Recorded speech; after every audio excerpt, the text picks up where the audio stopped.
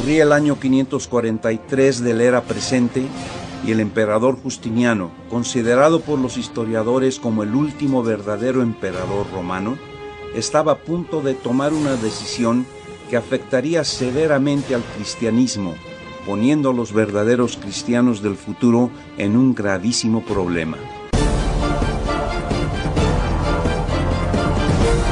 Justiniano, ávido del poder absoluto, desde tiempo atrás había decidido acabar con la independencia de las iglesias cristianas del mundo antiguo que no se encontraban bajo el poder directo de Roma, dentro de ellas varias de las iglesias que Pablo evangelizara. Y para lograr sus fines políticos, Justiniano tenía que concluir la tarea que Constantino se propuso años antes: deshacer el prestigio y la autoridad del más sabio de los teólogos cristianos del siglo III, Orígenes de Alejandría. Y para ello, Justiniano convocó 2 concilios en Bizancio, la capital del Imperio Romano de Oriente. El primero de ellos en el año 543 y el segundo una década después. El propósito secreto de tales concilios era terminar de una vez por todas con la rebeldía de las iglesias cristianas no romanas, que se rehusaban a aceptar como máxima autoridad al despótico emperador de Roma. Aunque el pretexto oficial fue otro: deliberar sobre los llamados 3 capítulos de las iglesias disidentes, consideradas por Justiniano como rebeldes y heréticas, y que tenían como su máxima autoridad moral al amado y respetado padre de la iglesia original, Orígenes. Orígenes era en ese entonces el más respetado y amado padre de la iglesia cristiana original. Orígenes de Alejandría, la mente más preclara y brillante del cristianismo original, es considerado por los grandes estudiosos de los textos bíblicos como el padre de la ciencia de la iglesia. Para Jerónimo, el afamado teólogo que tradujo la Biblia Vulgata, Orígenes era el maestro más grande de la iglesia después de los apóstoles, equiparándolo incluso con Pablo.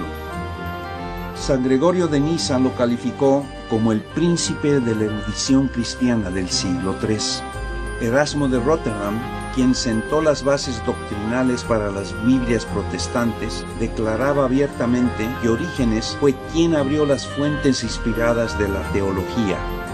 Mas Justiniano no fue el primer emperador romano en intentar el control total del cristianismo. Antes que él, en el año 325 después de Cristo, Flavio Valerio Constantino, dictador absoluto del Imperio Romano Oriental, ordenó reunirse a los líderes de las diversas facciones cristianas de entonces, en el llamado Concilio de Nicea, buscando con ello concentrar en Roma el control del cristianismo. Unos meses antes de esta reunión, Constantino fríamente había ordenado el asesinato de su esposa Fausta y de su hijo, Crispín. Constantino, astutamente, ante el avasallador avance del cristianismo, potenciado por sus numerosos mártires y fieles creyentes, había simulado convertirse a la nueva religión, valiéndose de un fenómeno meteorológico al que hizo pasar como milagro ante las masas ignorantes, para poder derrotar así a su oponente, Maximitios, aunque continuó siendo un pagano de corazón hasta su muerte, como han comprobado historiadores y serios investigadores bíblicos. Constantino ofreció a los líderes religiosos que se aliaran con él lanzar todo su poder imperial a favor de ellos si lograban acordar un credo único que a su vez apoyara de manera incondicional al emperador romano. Las decisiones que se hicieron en este concilio llevaron a la fundación formal de la Iglesia Católica Romana, que era parte del Estado Imperial Romano.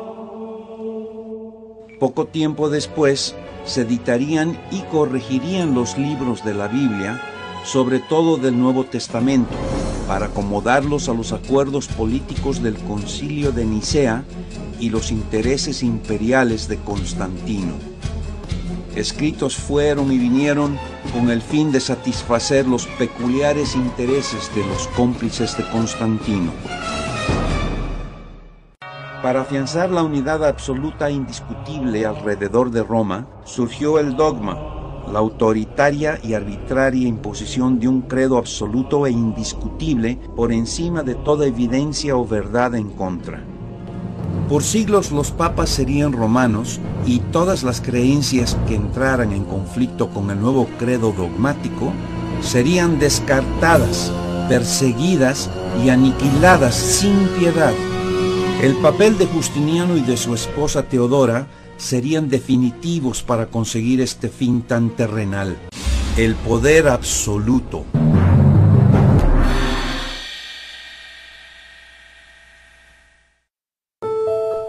Para ello, Teodora había considerado indispensable prohibir la doctrina de la reencarnación, creencia basada en los escritos teológicos de Orígenes.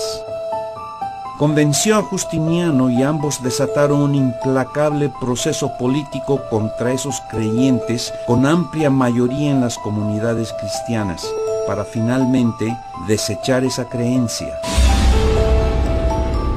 La historia muestra claramente que la decisión de descartar del cristianismo el concepto de la reencarnación fue obra humana por los intereses mundanos y políticos de Justiniano y Teodora en su propósito de difamar y aniquilar la influencia de Orígenes en el credo cristiano. Así fue que Justiniano convoca el segundo concilio de Constantinopla, excluyendo a los obispos rebeldes y reuniendo solo a quienes, por conveniencia o por miedo, acataban sin chistar las órdenes del emperador. De esta manera, la sede del poder religioso unificado estaría en Roma, pero la principal autoridad religiosa, el Papa Vigilio, quien admiraba y seguía fielmente los análisis y la teología de Orígenes, al enterarse de la verdadera agenda del dictador romano, aún estando en Constantinopla, decide no asistir al amañado concilio, y es Justiniano quien tiene que presidir la apertura del concilio en ausencia del Papa en rebeldía. Enfurecido, Justiniano encarceló, torturó y amenazó de muerte al Papa Vigilio, pero éste se rehusó a aceptar las conclusiones de ese concilio tan manipulado, aún a riesgo de su propia vida. Finalmente, el Papa tuvo que ceder cuando el general Belisario, ejecutor de la masacre en el hipódromo de Constantinopla, donde en un solo día fueron muertos más de 30.000 hombres opositores al emperador, le dijo que Justiniano amenazaba con masacrar a todos los cristianos que no obedecieran los dictámenes del concilio. Conocedor de que Justiniano era capaz de eso, Vigilio se vio forzado a firmar la aceptación de las conclusiones del concilio, aunque 6 años después se retractaría públicamente de ello. Pero la suerte ya estaba echada. Se había llevado a cabo un golpe de Estado para apoderarse del poder moral del cristianismo. La doctrina de la reencarnación del espíritu, junto con la preexistencia del alma, habían sido ya decretadas como anatema, como un crimen merecedor de la excomunión y condenación, a pesar de incontables testimonios en contrario. Triunfó así la insistencia de Teodora, la emperatriz, quien en su ignorancia y simpleza dominaba a su impulsivo marido. ¿Y por qué necesitaban Teodora y Justiniano que fuese prohibida la doctrina de la reencarnación del cristianismo? Estudiosos y eruditos opinan que probablemente se debió a que la creencia en múltiples oportunidades para corregir hierros y completar tareas en otras vidas le da a la gente el poder y la autoridad sobre su propio destino, minando así la autoridad absoluta de los poderes políticos y religiosos. Por lo contrario, al hacer creer a sus creyentes que todas las imperfecciones y fallas humanas deben resolverse y expiarse en una sola vida presente, los jerarcas religiosos podían ejercer un enorme poder moral e indiscutible sobre las multitudes ignorantes y temerosas, al amenazarlas con el fuego del infierno y la condenación eterna. ¿Y por qué el Papa Vigilio y un gran número de las iglesias no romanas se opusieron tan decididamente a la prohibición de la reencarnación? La poderosa razón para esto son dos profecías mesiánicas. Voz de uno que clama en el desierto: aparejad el camino del Señor, enderezad sus veredas. He aquí, yo envío un mensajero, el cual preparará el camino delante de mí, y luego vendrá a su templo el Señor, a quien vosotros buscáis, delante del pacto, a quien deseáis vosotros. He aquí viene, ha dicho Jehová de los ejércitos. He aquí, yo os envío a Elías el profeta, antes que venga el día de Jehová, grande y terrible.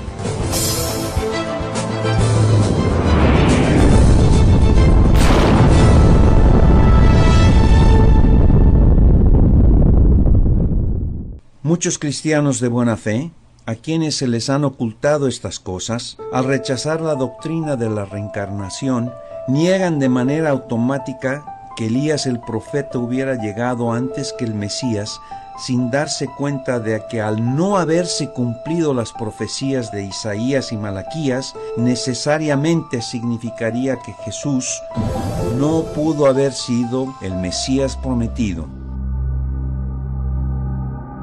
Así, sin percatarse de esta incongruencia, los cristianos modernos, sin saberlo, siguen obedeciendo ciegamente el mandato de un emperador romano, sumándose a los creyentes de la religión judía que hasta hoy esperan la llegada de Elías para preparar la venida del Cristo profetizado.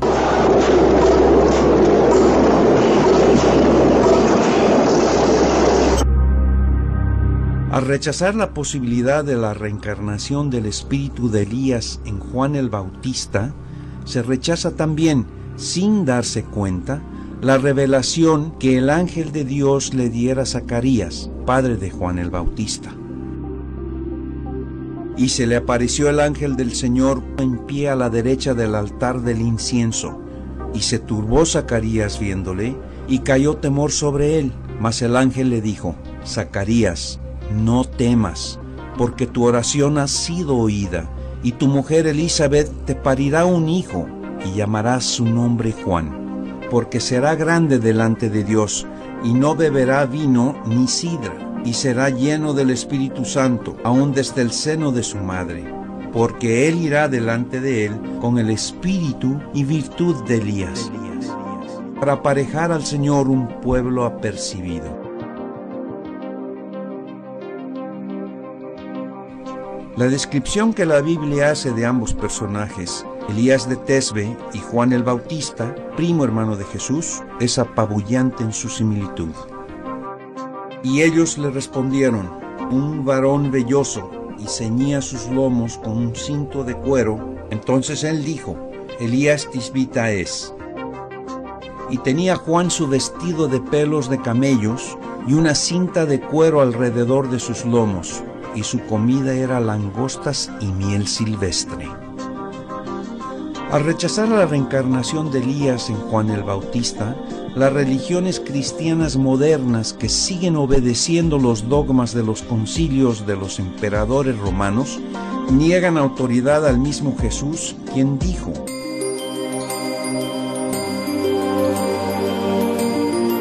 porque todos los profetas y la ley hasta Juan profetizaron. Y si queréis recibir, él es aquel Elías que había de venir. Mas os digo que ya vino Elías y no le conocieron. Antes hicieron en él todo lo que quisieron. Buenos cristianos, aún el día de hoy, siguen poniendo la palabra de hombres encima de la palabra divina y se enfrentan a ese dilema. Seguir los dictados de un emperador romano creyendo que son de origen divino, o dar por buena la palabra de Dios y sus enviados, los profetas y del mismo Cristo. Pedro y los apóstoles dejaron esto muy en claro cuando dijeron: es menester obedecer a Dios antes que a los hombres.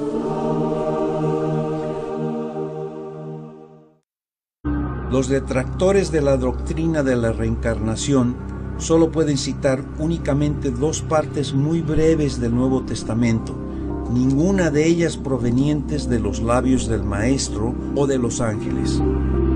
La primera es la respuesta que Juan el Bautista le da a los sacerdotes saduceos y escribas que le interrogan. Y le preguntaron: ¿qué pues? ¿Eres tú Elías? Dijo: no soy. ¿Eres tú el profeta?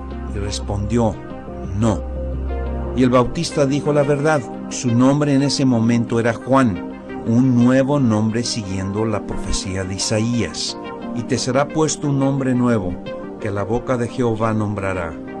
Porque a diferencia de la resurrección, donde el resucitado continúa con su mismo cuerpo y nombre, al reencarnar el espíritu llega a un nuevo cuerpo, con un nuevo nombre, una nueva personalidad, tal y como el ángel del Señor le explicara a Zacarías, quien lo comprendió cabalmente, y al nacer Juan, lo bendice diciéndole: y tú, niño profeta del Altísimo, serás llamado, porque irás ante la faz del Señor para aparejar sus caminos. Si los sacerdotes le hubieran preguntado a Juan: ¿está en ti el espíritu de Elías?, el Bautista les hubiera respondido que sí, y de hecho así lo hace, cuando inmediatamente les explica claramente: yo soy la voz de aquel que clama en el desierto, tal y como Isaías describió el retorno de Elías. El único otro versículo que citan fuera de contexto los detractores de la reencarnación está en la epístola a los Hebreos, y de la manera que está establecido a los hombres que mueran una vez y después el juicio. Si se interpreta este controvertido versículo de Pablo literalmente, surge de inmediato una inquietante pregunta: ¿dónde están entonces hoy día todos los que, habiendo sido resucitados, deberían continuar vivos, como el hijo de la viuda de Sarepta, a quien Elías volvió a la vida, y el hijo de la Sunamita, que Eliseo resucitó? ¿Y dónde está Lázaro, quien entre otros más fue resucitado por Jesús, así como Pedro resucitó a Tabita Dorcas? Si solo se muere una vez, como pareciera Pablo afirmar, cosa que los eruditos bíblicos refutan actualmente, entonces aquellos resucitados debieran seguir vivos hasta nuestros días, puesto que ya habían agotado su única muerte. Si solo se muere una sola vez, es imposible que quienes fueron resucitados puedan morir de nuevo. Y si estos resucitados estuvieran vivos hoy, ¿no estarían dando testimonio de ello? Es fácil ver que esto no es así. ¿Por qué es controversial este pasaje en la epístola a los Hebreos?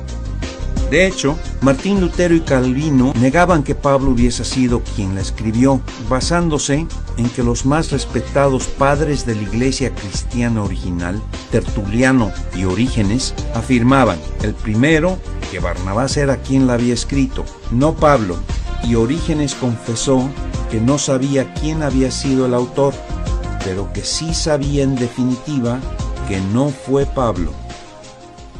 Por eso, ambos estudiosos de los primeros siglos del cristianismo incluyeron la epístola de los Hebreos dentro de los escritos llamados pseudoepígrafes, a los cuales hoy se les conoce como apócrifos.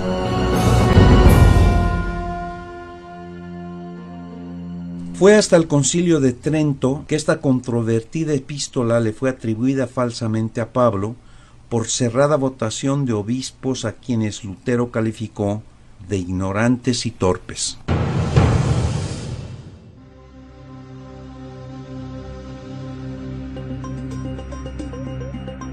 El problema de la interpretación literal no era ajeno a los mismos apóstoles de Cristo. Cuando éste explica a sus discípulos que no son necesarias las cosas materiales para cumplir su misión, Jesús usa la alegoría de las espadas.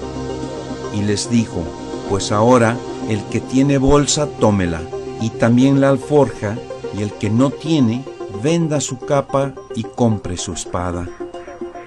Pero ellos, interpretando a la letra la metáfora, le dicen: Señor, he aquí 2 espadas. Jesús cortante les replica: ¡basta! Pablo atacó también las interpretaciones literalistas de las Escrituras diciendo: la letra mata, mas el Espíritu vivifica. En la Biblia existen numerosas referencias y alegorías no literales a la reencarnación, tanto en el Antiguo como el Nuevo Testamento, que contradicen totalmente ese único versículo en Hebreos.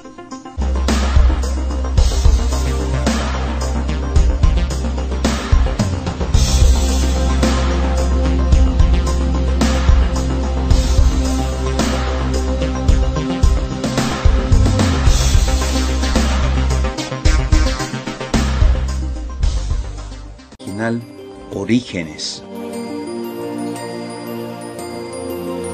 Orígenes era en ese entonces el más respetado y amado padre de la iglesia cristiana original. Orígenes de Alejandría, la mente más preclara y brillante del cristianismo original, es considerado por los grandes estudiosos de los textos bíblicos como el padre de la ciencia de la iglesia. Para Jerónimo, el afamado teólogo que tradujo la Biblia Vulgata, Orígenes era el maestro más grande de la iglesia después de los apóstoles, equiparándolo en el año 543 y el segundo, una década después. El propósito secreto de tales concilios era terminar de una vez por todas con la rebeldía de las iglesias cristianas no romanas, que se rehusaban a aceptar como máxima autoridad al despótico emperador de Roma. Aunque el pretexto oficial fue otro: deliberar sobre los llamados 3 capítulos de las iglesias disidentes, consideradas por Justiniano como rebeldes y heréticas, y que tenían como su máxima autoridad moral al amado y respetado padre de la iglesia original. Ha decidido acabar con la independencia de las iglesias cristianas del mundo antiguo, que no se encontraban bajo el poder directo de Roma, dentro de ellas varias de las iglesias que Pablo evangelizara. Y para lograr sus fines políticos, Justiniano tenía que concluir la tarea que Constantino se propuso años antes: deshacer el prestigio y la autoridad del más sabio de los teólogos cristianos del siglo III, Orígenes de Alejandría. Y para ello, Justiniano convocó 2 concilios en Bizancio, la capital del Imperio Romano de Oriente. El primero de ellos,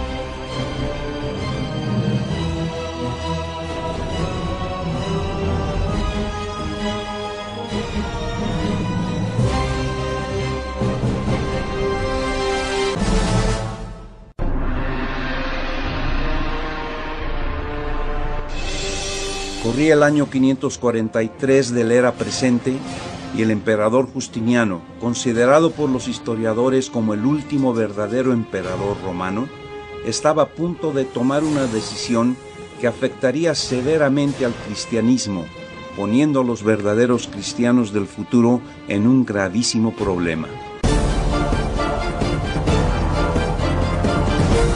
Justiniano, ávido del poder absoluto, desde tiempo atrás había